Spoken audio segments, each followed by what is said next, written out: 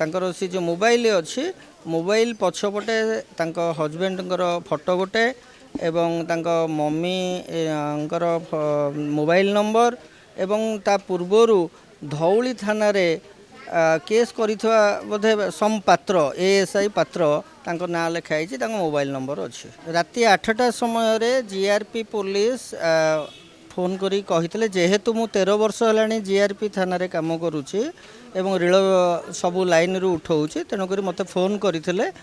8ଟା 15ରୁ ପହଞ୍ଚିଲା ବେଳକୁ ସେତେବେଳେ ଆରପିଏଫ୍ ସାର୍ ଅଛନ୍ତି ଏବଂ ସେଠାରେ ତାଙ୍କର ସେ ଝିଅଟିର ସମସ୍ତ ତାଙ୍କ ଘର ଲୋକ ଅଛନ୍ତି, ତାଙ୍କ ହଜବେଣ୍ଡ ମଧ୍ୟ ଗୋଟେ ଜାଗାରେ ବସିଛନ୍ତି।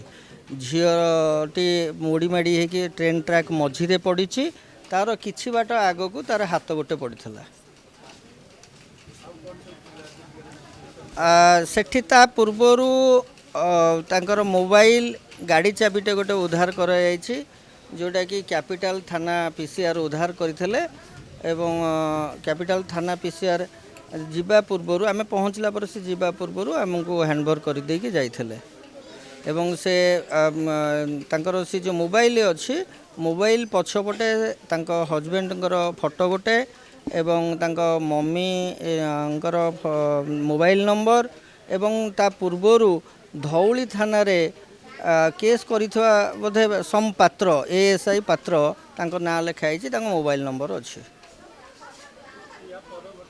ତାପର ଘଟଣା ଯେହେତୁ ରାତି ଅଧିକା ହେଇଯାଇଥିଲା ଏବଂ ଘନ ଘନ ସେଇ ଜାଗାରେ ଟ୍ରେନ୍ ଯିବା ଆସିବା କରୁଥିଲା, ଆଉ ମୁଁ ଏବଂ ମୋର ସ୍ତ୍ରୀ ଯିଏ ମଧୁସ୍ମିତା ପୃଷ୍ଟି ଯିଏକି ଶବର ରାଣୀ, 2 ଜଣ ଯାକ ଆମେ ଯାଇଥିଲୁ। ତାକୁ ଜରି ପ୍ୟାକିଂ କରିକି ଧଳା ଧୋତି ଘୋଡ଼େଇ ସସମ୍ମାନେ ତାକୁ ଘରକୁ ଆମର 6 ନମ୍ବର ହସ୍ପିଟାଲକୁ ନେଇକି ଯାଇଥିଲୁ।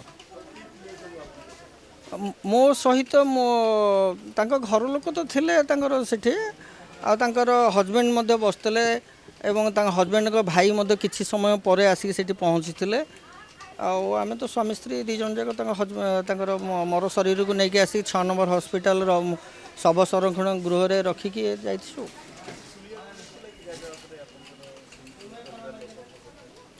ହଁ, ପରିବାର ଲୋକ ତ କହୁଥିଲେ, ବହୁତ କିଛି କହୁଥିଲେ, କାରଣ ଆ ପୂର୍ବରୁ ସେ ଆଉ ଜଣେ ଝିଅକୁ ଭଲ ପାଉଥିଲେ ଏବଂ ତାଙ୍କୁ ଡିଭୋର୍ସ କରିଥିଲେ। ଇଏ ଜାଣିନାହାନ୍ତି, ତାଙ୍କୁ ନ ଜାଣିକି ତାଙ୍କୁ ମ୍ୟାରେଜ୍ କରିଛନ୍ତି।